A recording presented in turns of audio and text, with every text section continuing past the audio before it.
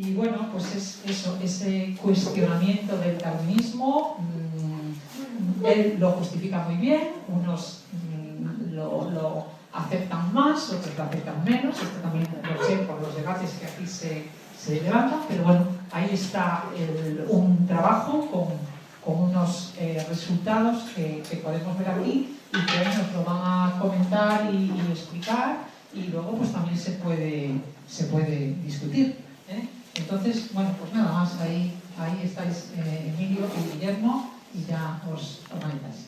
Muchas gracias. Muy bien, pues fenomenal. Muchísimas gracias, Nona, por la presentación.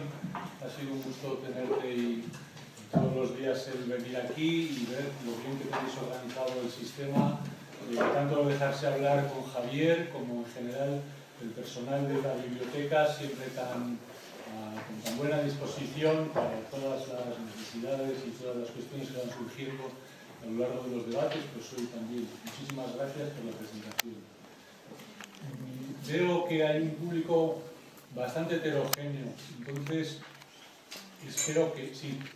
No quiero el altavoz, es que yo creo que se me oye bastante bien. No, pero a lo mejor atrás no lo sé, podemos... Sí, se oye. No quiero el altavoz, yo vengo aquí a hablar cosas verdes, me siento al fondo, lo oigo perfectamente y no quiero el altavoz porque todas las personas que están sentadas en la audiencia tienen la misma capacidad que yo para contar, para decir, para interrumpir, para preguntar. No quiero mediante el altavoz marcar una diferencia y que nosotros seamos aquí los positivos, los que dan, y ustedes en ese lado los negativos, los que reciben. Nosotros venimos aquí a recibir. Nosotros seguimos una tradición científica muy antigua que consiste en exponer el trabajo de uno. Uno, cuando ha hecho un trabajo o ha leído un libro a fondo durante 10 años, no lo ha entendido, ha encontrado dificultades, ha encontrado obstáculos, ha buscado ayuda, ha encontrado ayuda y ha conseguido unos resultados que los ha publicado, está en la tradición científica que quien ha escrito este libro lo defiende cara al público y se expone a las críticas y a los comentarios del público. Es una tradición científica, la ciencia lleva muchos años arraigada y los científicos, entre otras cosas, respetamos sus tradiciones. Esto es una cosa que nosotros hacemos con mucho gusto. Hemos trabajado, hemos colaborado, hemos pasado tardes enteras discutiendo y noches leyendo, y ahora exponemos nuestro trabajo y lo defendemos frente a su crítica. Queremos que lo critiquen, pero esta costumbre de la ciencia no es universal, porque, bueno, o sí es universal y en algunos casos no se cumple, y a mí me despierta la sospecha de que cuando no se cumple es por algún motivo. Quiero decir, cuando yo voy a hablar de 2 libros, El origen de las especies de Darwin, y está usted de broma, Mr. Darwin, La retórica en el corazón del darwinismo, de Emilio Zapata y Guillermo Pérez Galicia. Nosotros hemos escrito este libro y hemos venido aquí a defenderlo, a presentarlo y a defenderlo, y a aprender de ustedes. Pero cuando Darwin escribió este libro, las críticas se arreciaron. El clero no le gustó nada lo que aquí ponía, porque en la primera página pone 3 frases que son a favor del diseño inteligente, a favor de un diseño en la creación, y sin embargo, a continuación, en todas las páginas habla en contra del diseño y en contra del orden de la naturaleza, y confunde especie con variedad, y dice que una especie es lo mismo que una variedad. Entonces, está creando una confusión. Y eso tenía que haberlo defendido cuando le dijeron, usted crea una confusión. Por ejemplo, en el famoso debate en Oxford, que el obispo Wilberforce fue quien le atacó, quien dijo, no me gusta lo que está escrito ahí, pero él no estaba, él estaba retirado en el condado de Kent, en su finca, él no se presentó a la defensa, lo tuvo que defender Huxley. Huxley era el director de la Escuela de Minas en South Kensington, donde está todavía el Museo de Historia Natural, ahí estaba la Escuela de Minas, y Huxley se autodefinía como el bulldog de Darwin. Siempre que les arreciaban las críticas a Darwin, salía Huxley en su defensa. Y esto es ya un índice, es una prueba de que el señor Darwin no estaba muy convencido con lo que había publicado, no estaba muy convencido con lo que había escrito. Cuando los naturalistas franceses de la época, Pierre Flourens, o alemanes como Kolliker, el mentor de Cajal, escribieron serias críticas en contra de Darwin, Darwin no respondió. Respondió Huxley, de nuevo Huxley. ¿Por qué? Porque el libro de Darwin era una herramienta para los intereses de Huxley, que quería confrontarse con la Iglesia anglicana y con el poder de la Iglesia. Por eso. He dicho ya que las frases de la introducción que presenta Darwin en el origen de las especies están tomadas de los Bridgewater Treatises, que son unos tratados del siglo XIX que fueron muy famosos y que defendían la creación. Y otra está tomada de un libro que se llama La analogía de la religión revelada, que también defiende la religión. Y la tercera está tomada de Bacon, que es la única que voy a leer, que me llama mucho la atención. Porque decía Bacon, en su libro Advancement of Learning, decía Bacon, por consiguiente, nadie, por una moderación mal aplicada, piense que un hombre pueda indagar mucho o aprender demasiado en el libro de la palabra de Dios, o en el libro de las obras de Dios, en la teología o en la filosofía, sino más bien procuren los hombres un continuo progreso o aprovechamiento en ambas. Aquí lo pone Darwin así, cuando empieza su libro, menciona 2 veces a Dios y dice, nadie procure indagar mucho o aprender demasiado en el libro de la palabra de Dios, sino procuren los hombres un continuo progreso o aprovechamiento en ambas. Y pone punto. Pero ahora en Internet uno coge esta frasecita y la busca en su localización original, en su sitio original, y no hay un punto, hay un punto y coma. Y detrás del punto y coma viene a decir, mas tengan cuidado de aplicarlo, ese conocimiento, tengan cuidado de aplicarlo a la caridad y no al orgullo, al servicio y no a la ostentación, y no mezclen, no confundan imprudentemente estos aprendizajes juntos. Esta partecita de la frase, Mr. Darwin la amputó, la recortó. ¿Por qué? Porque no le interesaba, porque hablaba de caridad y hablaba de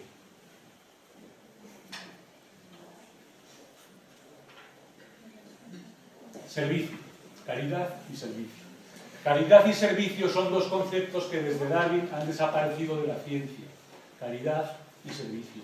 La ciencia en estos momentos lo que se dedica es al negocio, al dinero y al negocio. Entonces por eso hemos escogido entre las frases que hemos puesto una que pone aquí, y está tomada de una novelita corta de Federico de Roberto, es un italiano del siglo XIX, primeros del XX, el autor de un novelón que se llama Los Virreyes, siciliano, y esta frasecita corta de una novelita corta dice, la ciencia que no miente se ha apoderado de la verdadera, la única ley que hay en el cúmulo de las mentiras seculares. Científico, esa es mi crítica, desde el punto de vista científico. Pero no me sorprende que yo tenga que hacerle muchas críticas desde el punto de vista científico, porque como les decía ahora, Pierre Flourens, 2 años después de que se publicó en 1861, me había hecho las mismas críticas desde el punto de vista científico que veo yo. Es decir, abuso del lenguaje, personificaciones y ejemplos que veremos a continuación,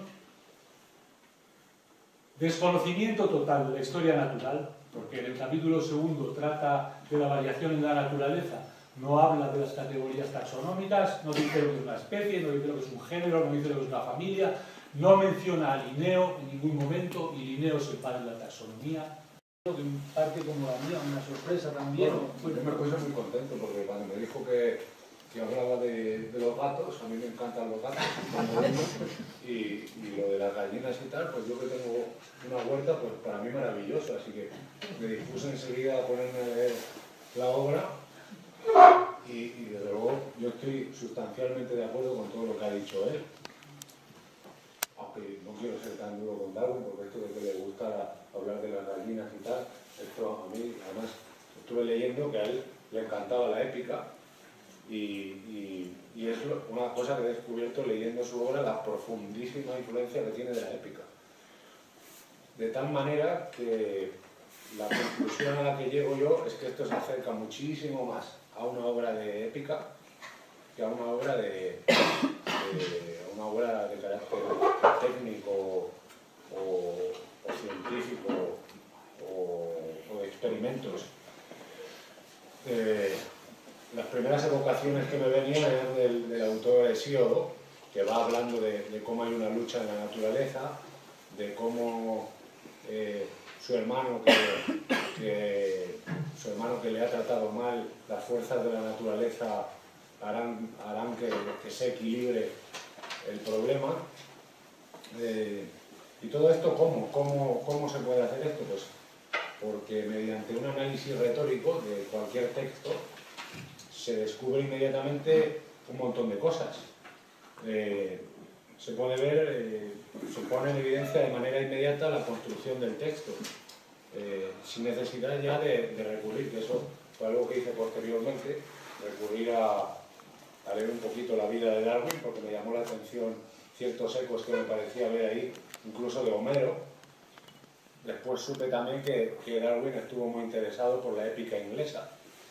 Después, cuando comentemos las figuras, ahí me gustaría hacer alguna observación al respecto de esa estructura tan parecida, que aunque sea, como dice Gorgias de Leontinos, el antiguo griego, que es uno de los sofistas más importantes, de ahí la expresión sofisma, que es un engaño mediante el lenguaje para hacer pasar por cierto algo de lo que no hay ninguna evidencia o que directamente es falso.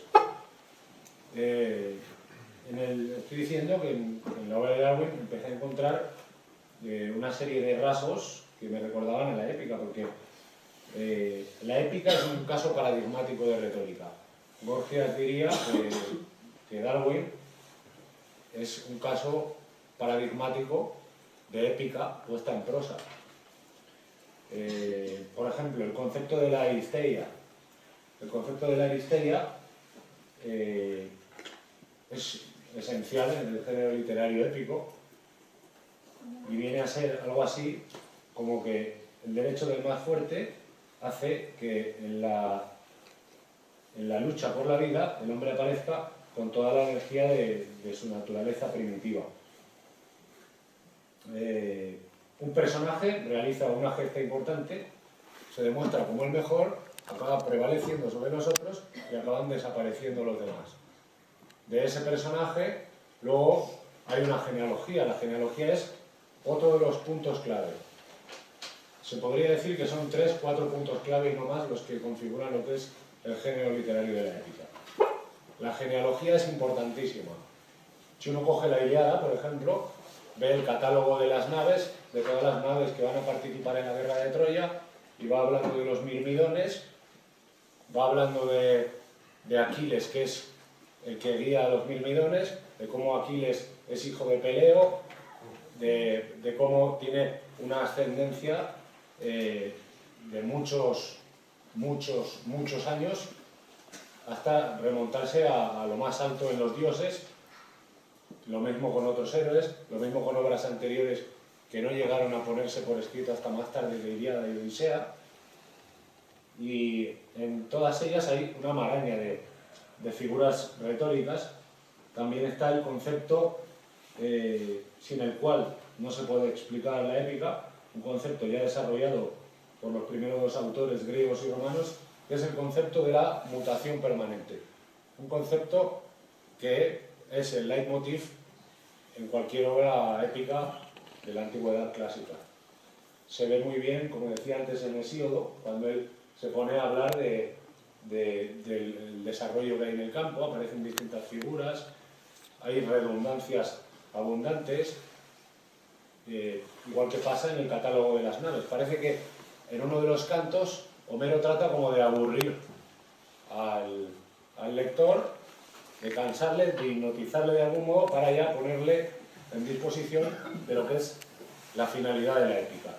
Y la finalidad de la épica aparece clara sobre todo ya en Roma, con Virgilio, que es la obra épica por excelencia, la Eneida, que en gran medida se ven ecos de una síntesis de Ilíada y Odisea, de Homero, y aparecen de nuevo todos estos conceptos. Ahora bien, hay una diferencia fundamental, y es que Virgilio es un autor que obedece a una serie de estrategias dispuestas por Augusto y por Mecenas, que es quien le financia, de ahí luego el término mecenas para el que financia a cualquier artista. Virgilio, entonces, va desarrollando distintos ecos que, de modo irracional, producen en la mente del destinatario una concepción que hace ver casi en Augusto una reencarnación de Eneas, que es prácticamente, se puede decir, el héroe mítico por excelencia para los romanos, el creador de Roma.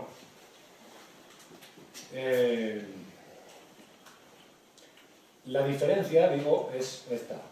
Si en la Ilíada y la Odisea hay como una serie de relatos ancestrales que se van mezclando, que luego los aedos van cantando por los distintos palacios griegos, se dice que en época micénica y luego más tarde en la época del tirano Pisístrato, y que desde luego Pisístrato impulsa porque también sirven a sus intereses, en Virgilio ya hay una intención claramente de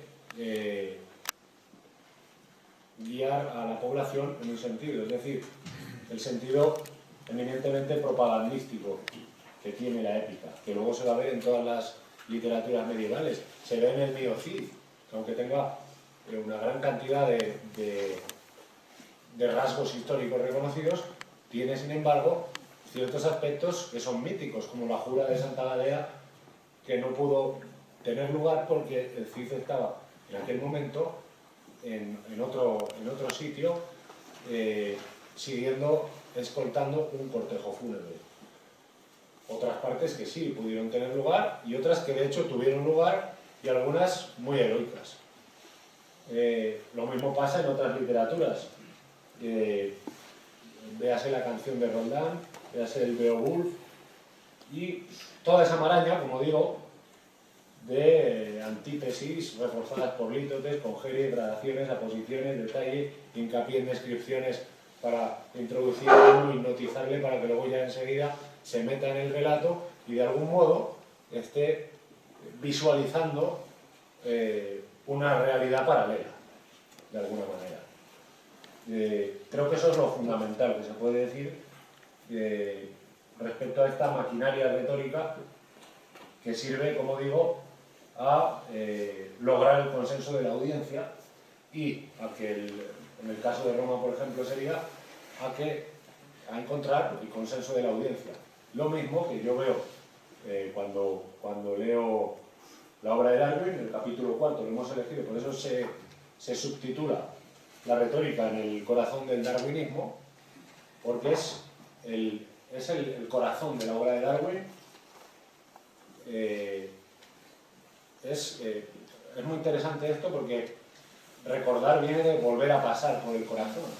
Entonces, es una obra que a mí, de algún modo, me ha llegado al corazón. A la hora de verlo, yo me emocionaba y parecía que estaba viendo ahí toda una serie pues como el Ministerio del Tiempo, casi.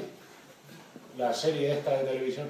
Estaba pues, introduciéndome ahí a lo largo de los siglos, igual que cuando leo la Ilíada, leo la Odisea, es casi una película puesta por escrito, este libro.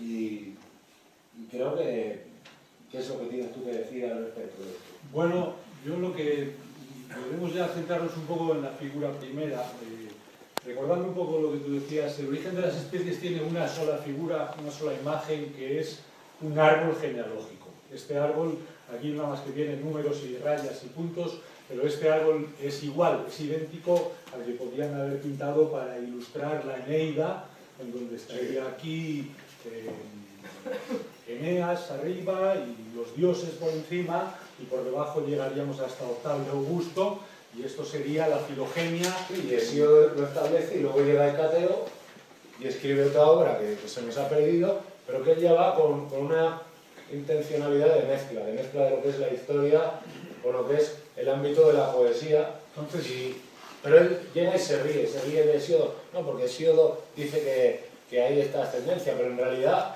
llega solo hasta aquí la ascendencia.